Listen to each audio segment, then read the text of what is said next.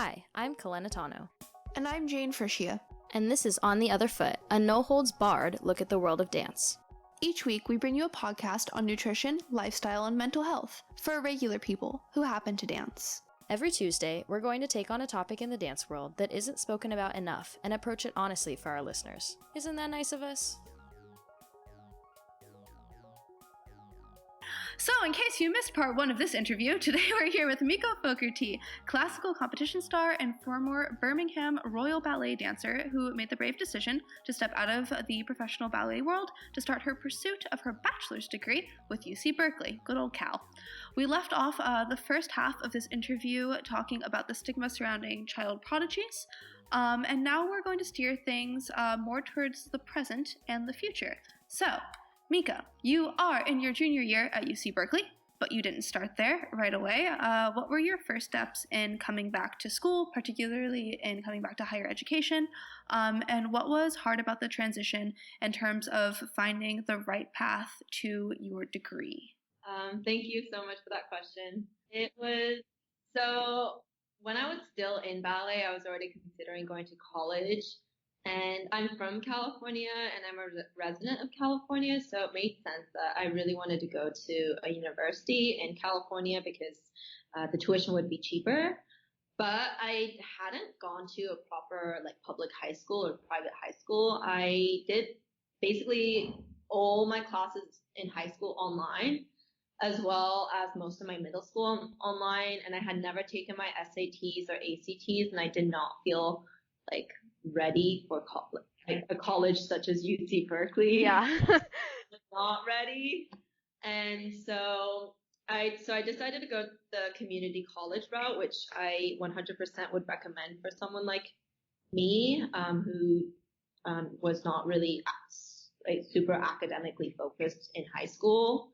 It was literally the day after I had my very last ballet performance in Indonesia, which was August 21st in 2016 or 2016.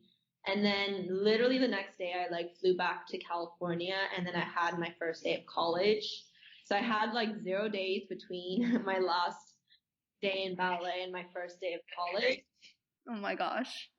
Literally August 22nd was when my school started, my community college, and I was really nervous because I hadn't taken a class in a classroom with a teacher since I was 11 years old, and I had no idea what to expect from college. Even if it was a community college, I had I didn't know if I was gonna perform well, if I was gonna do well. I had put ballet as my career, kind of on the side for me to pursue this other path, and I was I better do well in this new path. And so I was really nervous, especially for calculus and chemistry and stuff like that. But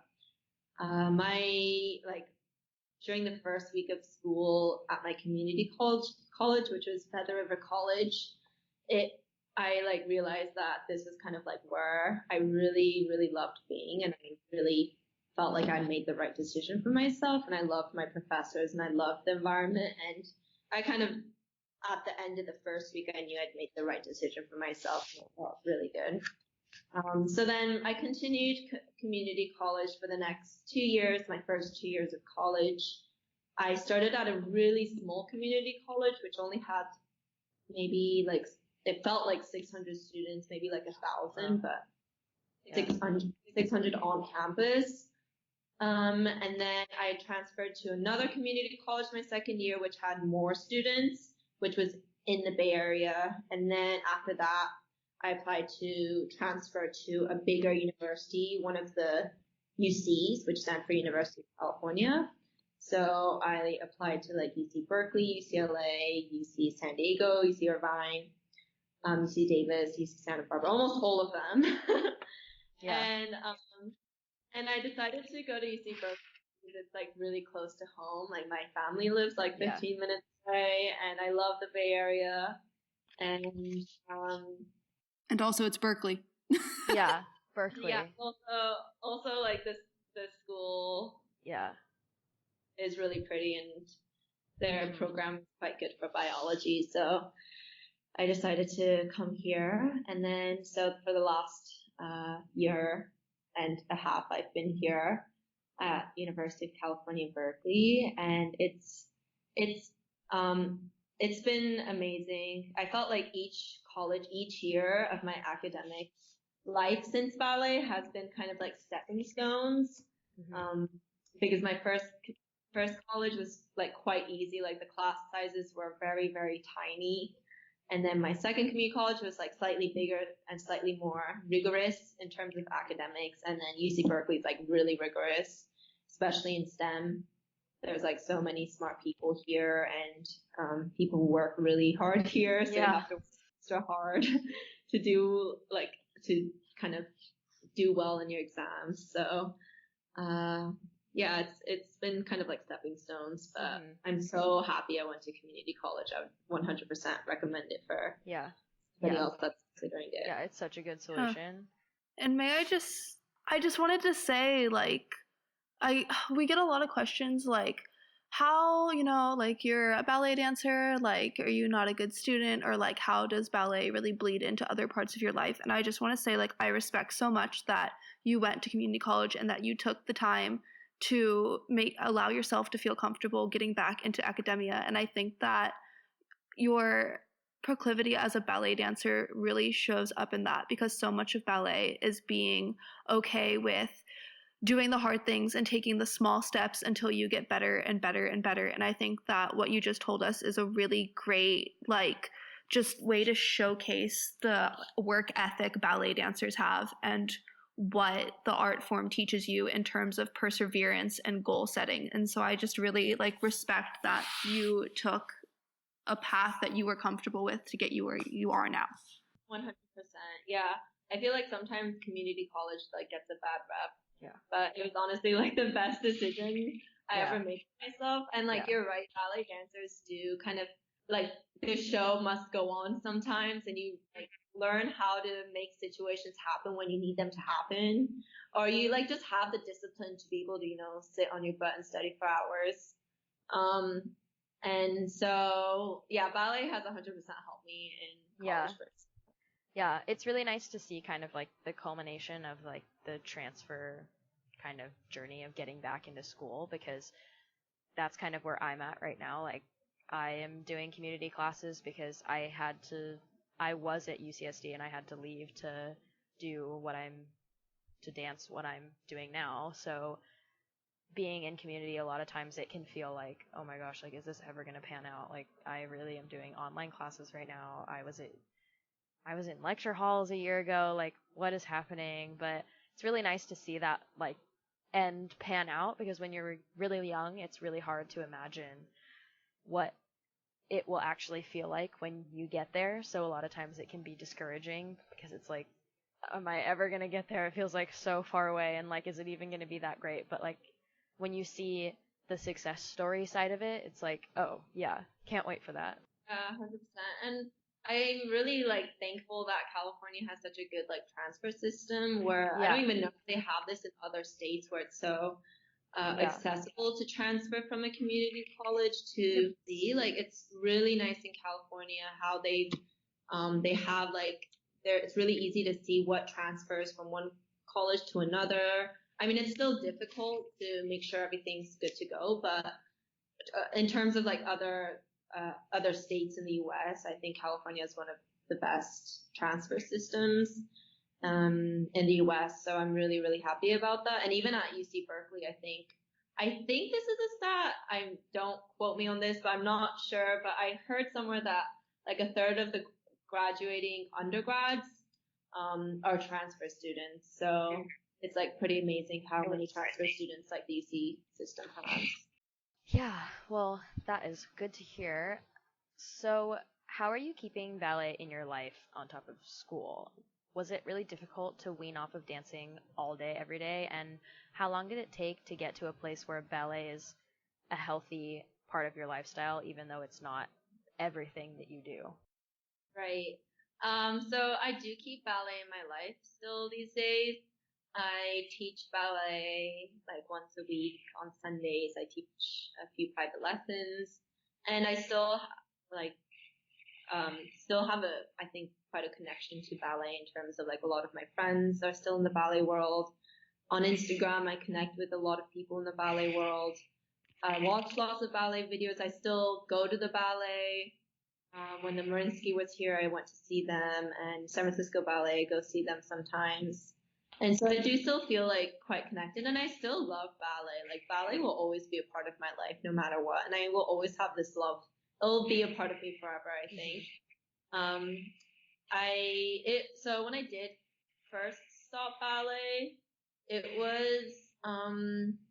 was actually surprisingly not too hard to leave ballet. I think it's because I'd been mentally preparing for it for like a whole year. And I had taken breaks before, like where I've been injured, where it's been like 2 months with no ballet. So I've like experienced that before. And I think I was just so mentally prepared for it that it wasn't too hard to kind of wean off of dancing every day. I did give myself, for the first few months, I did give myself class every week or so, just to, I don't know, just as I was weaning off of ballet, I guess. But how long did it take for me to get to a place where ballet was a healthy part of my lifestyle? I would say probably like 2 years. Where at first I felt like it wasn't enough of ballet because I was in this really, really rural area where they really didn't even have any like ballet schools. But I did find this tiny little dance studio that had ballet class like once a week for their students. So I taught that. But they were like, they've never really taken like proper ballet in their life. So it was kind of teaching them from the ground up, which was also really fun. And I really enjoyed working with those girls. But I think 2 years later, I kind of started teaching private lessons in the Bay Area. And those are like amazing. I love teaching privates to kind of coach students on how to, like what kind of techniques they can be working on and different exercises to make certain muscles stronger and help coach for their variations in competition and stuff. But that's like one of my favorite things to do. I would prefer if I had more time to do that, to be honest. Yeah. I'm so busy because I have like full-time school and I also have a job researching at UCSF. And so it's really hard to find time to teach ballet, but I try to fit in about like once a week, teach a few privates here and there. So that's how I kind of keep balancing ballet in my life right now. Yeah. Yeah, I feel like when I think about what it would be like to go through that, like that's kind of what I was doing when I was putting a lot of these questions together. And when I was thinking about like, oh, this aspect of the transition, when I thought about like I dance full time right now, and to think about what it would be like to not do that, it feels like, what would I do with my time, and like how would I fill that? Like, yeah, I guess I like myself busy. I'm like so busy these days. Yeah, I know. I also over the summer when I didn't have to dance full time, I like got an internship and took a bunch of classes because at the beginning of summer I was like, I'm gonna have so much time. Like I spend like 9 to 5 every day. I have to leave at like 7 a.m. to get there on time. In theater weeks, I'm literally never home for like 7 days straight. Like this is gonna be great. I'm gonna have so much time to do stuff. So I scheduled all of these things, and I was so busy over the summer because I like underestimated the difference between like being in one place for 8 hours and being like, oh, let's schedule 4 2-hour things. Mm-hmm.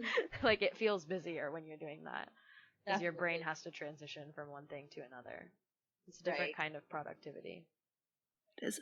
I run into that a lot at school because my brain thinks like, oh, you just have school during the day. But then it ends up being like, yeah, you have a full day of school and then like 4 hours rehearsal, and then you also wanted to have a job and you also wanted to have a life, and it's like, oh no, ha ha ha ha ha. Nice try. Nice try. Again next quarter. Yeah, it's not enough hours in the day to do everything. There are really not. I hear that so much from so many like dancers, especially. Like I feel like normal people are always like, oh, I'm okay, like I'm so busy, whatever, but dancers are the only people I've ever heard go like, I wish that there were more hours so that I could do more things. Like I'm not complaining because I feel like I have too much to do. I'm complaining because I feel like I'm not doing enough and it needs to be more and I need more hours to do it. Yeah. Literally. That is the ballerina difference. So at this point, we are going to take our break for this episode, and we will be back in just a little bit talking with Miko Fogarty. Hey everybody, Kalena here. Before we keep going with this amazing interview, let's take a quick break to talk about On the Other Foot. I know, as if we haven't talked about it enough. On the Other Foot is currently entirely run and produced by 2 college students and funded by the little change in our piggy banks, as well as the generosity of our guests and contributors. If you'd like to support On the Other Foot, consider making a contribution by becoming a supporter through Anchor. You can become a supporter today by navigating to our Anchor page and clicking Support This Podcast. Your contribution supports conversations between dancers, teachers, and all regular people who are a part of the On the Other Foot community. Thank you so much for listening, and enjoy the rest of this episode. And we are back. We are chatting with Miko Fogarty. We are going to finish this interview out strong, this part 2, with a little bit more about kind of career side of stuff. You've talked about wanting to help dancers, and you've been very involved in San Jose Dance International's Dancing for a Cure. How else has ballet inspired and connected you to your academic studies? Yeah, my ballet career definitely has influenced my studies and I guess my next career. As we've kind of been saying before, like the discipline and the perseverance you need in ballet is very useful in anything else you do in life. So that's why I feel like if you do some sort of arts like ballet, ice skating, or even music when you're younger, you kind of like develop the discipline to be able to do anything else when you're older. And so, and it also, like the strive for perfection also has, it's kind of present in ballet, and that's also kind of led into my, I guess, my schoolwork and my studies, where you're not, happy with just, average. You kind of want to do the best that you can do, and, study your best to be able to perform best in your exams. And so that's definitely kind of influenced me. And as we also said, kind of being busy, like you kind of want to be able to do everything at once. Like you kind of push yourself to be busy and get things done and be very efficient in how you're doing things. And so that's kind of how ballet has influenced my studies.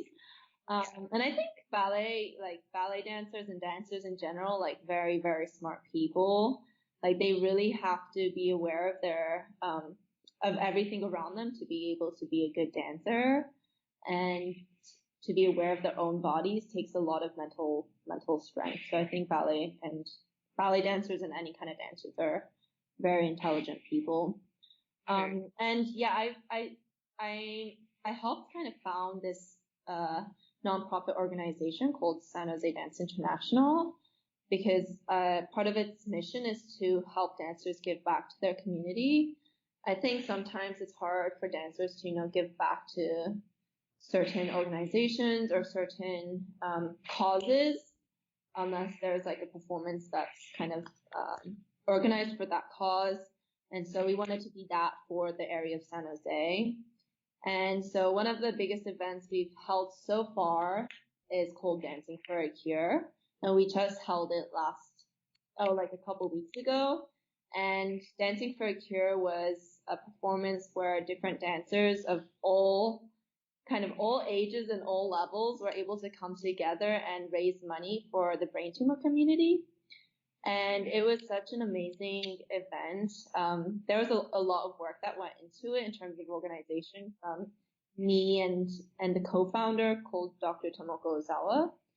And we organized it, and we had like over 100 dancers donate their performances, and we had principal dancers Petra Conti, who's in LA, Los Angeles Ballet, her husband Eris, who used to be a principal at Boston Ballet, and also Anna Sophia Scheller, who was a principal at New York City Ballet and San Francisco Ballet, and now is with National Ballet of Ukraine. So you had them come, which was really exciting. Yeah. And they donated their performance, which was really amazing. And I guess the biggest thing that was so touching was like everyone was somehow connected to brain cancer, whether so me and the other co-founder, we both research in brain cancer research.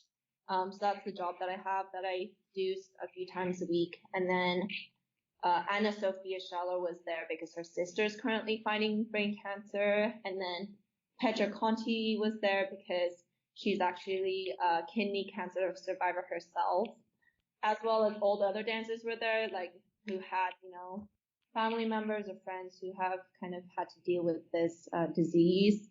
And so I felt like everyone was in it together to kind of, raise money for this cause. And it just felt really amazing. And we were really happy with how it turned out. And I think we raised nearly like $9,000 for the community, which was really, really amazing. Yeah. I was gonna say thank you for that, because the woman I'm named after, my great aunt, died of brain cancer, and I know it really rocked my family. So I didn't know that you guys had done that, but that's really touching. Yeah. It was just kind of a way for dancers to give back to this cause, and we're gonna start hosting it every year. It's gonna become an annual thing. And I don't know if we're gonna focus on brain cancer every year, or if we're gonna change to like a different type of cancer. We're not sure yet, but it'll be for a very good cause either way. Yeah, either way, it's a good cause. Yeah, I always think it's really great how all of your kind of experiences bleed together. I know so many people who, like, in school they're studying biology because they are athletes. I know so many people who are studying sports science and physical therapy, or dancers who have gone into physical therapy or gone into personal training or any sort of thing like that, just because it's connected to what they like. And that's so natural for us as people to take what we are familiar with and kind of evolve it as our lives go on. And I think that it's always great to see all the different ways that you can do that. Like biology, I know so many people who go into biology, but I don't know as many people who go specifically into like cancer research and like people who, I don't know, it's always interesting to me how everything kind of weaves together like that for us. And anytime we like think that it's kind of like what we were talking about before with just like turning the page, like anytime it feels like we're completely reinventing ourselves, like there are always the traces of the things that made us decide that in the first place. So those things follow us everywhere we go. And even if you were doing something completely not involved with ballet, like ballet still would have been a part of the process. So it's like you can never really completely shut a book and start a whole new one like over again. It's always just kind of the next thing. Yeah, I completely agree. I think ballet like will always be part of like the decisions that I make, the career that I end up going into. I think somehow ballet will kind of influence it in a way, whether I do working with dancers in the future or not. It'll definitely influence it. Yeah, and I feel like we all find our very like unique selves that way, because we all have kind of a unique blend of experiences. And so when we do things that, instead of just saying like, oh, this makes the most money, so I'm going to do that, or this is what everybody is doing right now, this is what's in the job market, so that's what I'm going to do. Like when we create these unique roles for ourselves in society, we become very unique individuals rather than like army of robots. I don't know. I think too. 100%. I completely agree. Yeah. And I think that's like what's so amazing about the arts is like it really kind of differentiates yourself from everybody, because art in itself is like different. Like however you see art is different for everybody, and however you interpret art is always different. So it's so unique, and whoever's an artist out there is like so unique in themselves, I think. So it's pretty amazing. Yeah. Lastly, to finish out, what would you say to dancers who feel a similar way to how you felt in the beginning? When, in your opinion, is the line crossed between dealing with the hard career ballet presents and being in a seriously unhealthy place mentally and or physically? Because this is something that I deal with so much, whether it's like my friends, my coworkers, when people come into a company or people leave a company or people are having a hard time, I feel like people always don't really know where that line is, either when you're the person making the decision or you're somebody who watching somebody else. It's really hard to distinguish, like, oh, I'm just being weak and ballet is just hard, versus like, the only way that I will fix this is by doing this. Yeah, so that's a really great question. It's so hard to answer that because everyone's journey is different. And it is a very thin line between kind of like just having to push through certain hard moments in a career versus it just being not the right career for you and you like really considering a different career. So actually quite a few dancers have reached out to me with this kind of exact same question where they're feeling kind of the ways I felt a few years ago and how they should pursue, if they should keep going or what they should do. It's so personal. It's so different for everybody. But for me, it was kind of like a certain amount of time or how many kind of chances I gave it. So, so if it was, for me, it was kind of like when it became like a couple years where I was dealing with this thing and it wasn't going away, even whether I went to different countries, different companies, different schools, I was dealing with the same thing. And so I realized that it was kind of ballet in general. That was the reason why I kind of was not happy, not like the company that I was with and not certain school I was with and not just certain situations that I was in. It was just like, it was just long term. When I realized that it was long term and it was just with ballet wherever it followed me, then I realized that it was ballet. It was not any kind of certain situation that I just needed to push through. So that's when that's when it felt right for me to change careers. But I would say like if for someone else who is kind of going through a hardship in any career, maybe like see if a different situation would help. Like if it's the people you work with, so try to change the people you work with. If it's the company you're in, try to change the company. And then if it's still not working and you still feel the same after you've tried different options and different situations, then consider changing careers. And it's like, I think for a lot of people, even for me, it was very difficult to change a career, especially if you've trained for so long to be a part of that career. Yeah. And that was kind of what my TED Talk was about, was that don't be afraid to change your life. Like if you know it's gonna make you happy and if it's the right thing for you to do, like don't be afraid to kind of reinvent yourself, because if it ends up being kind of like the right path for you, then you'll feel so much better in your life. You like only have one life and you know, you can't live being unhappy with, even if it's like a person you're with, like it's not worth living decades being unhappy with your job or with someone that's toxic in your life when you can. Like you just have to have the courage to change, and even if it is scary, it's like 100% worth it. So I believe in that 100%. But saying that, I would, if you are going through like one hard situation, maybe try different few options and see if anything helps. And then if nothing helps, then I would say consider changing career. And it's not a bad thing to change. Yeah. It's better for you. It's better for you, and that's everyone will support you no matter what. Yeah. Yeah. It's not a bad thing to change. Straight from the mouth of Miko Fogarty. Yeah. What wisdom.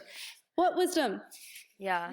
Yeah. you. I definitely agree with the sentiment that kind of your life, like there is a sense of experimentation to it, and the scientific method of like trial and error and like experimenting, like, well, maybe it's this combination of things, or maybe it's this, or maybe it's this person, or maybe it's this mindset that I have. And, you know, when you start to notice that you are experimenting and over you're getting the same result, like if you would think about your life like the way that the scientific method works, if you do an experiment 20 times and you get the same exact numbers, that probably means that's the answer. So like if once you experiment with changing everything up and still you're not seeing any change, like that is a very big hint that, you know, it's something greater and that, you know, you need to pay attention to that answer. Yeah,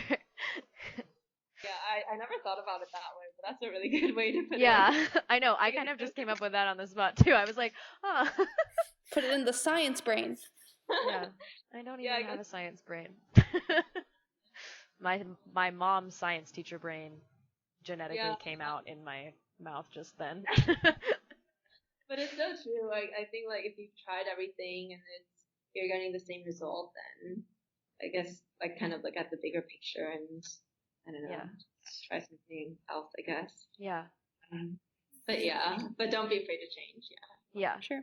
Yeah, I definitely. I love also agree with that message. Don't be afraid to change. I think I want that. I'm gonna like say it a few more times. Don't be afraid to change. Don't be afraid to change. I want that stuck in everyone's head. So I think with that, we are going to start wrapping things up.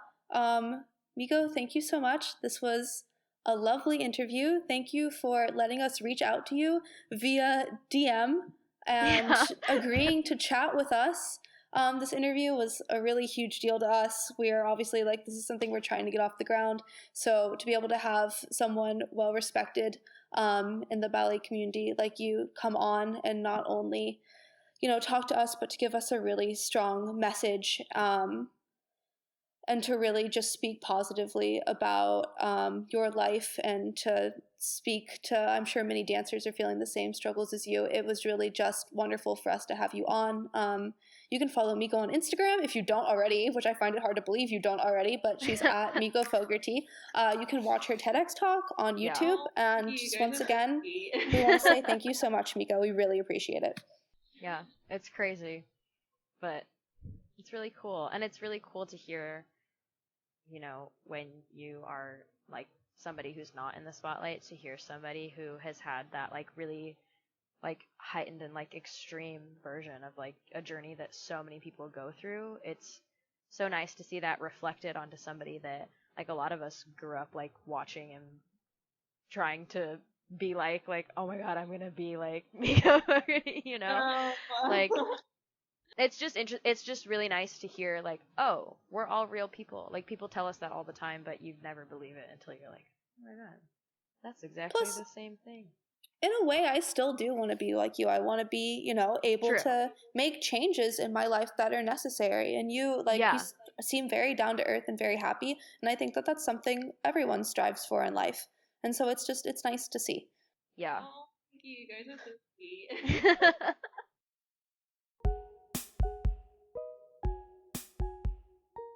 We hope you enjoyed this week's episode of On the Other Foot. We want to connect with you on days other than Tuesday, so be sure to follow us on Instagram and Facebook at otherfoot.pod. And visit our website to learn more about how On the Other Foot started and join our mailing list. If you have any questions for me and Jayne, or would like to suggest a topic or guest, email us at ontheotherfoot.podcast@gmail.com.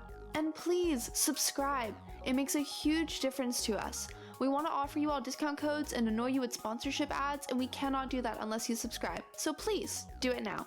And above all, thanks for listening. It really means a lot to us. We hope you tune in to On the Other Foot next week for more conversation on the world of dance.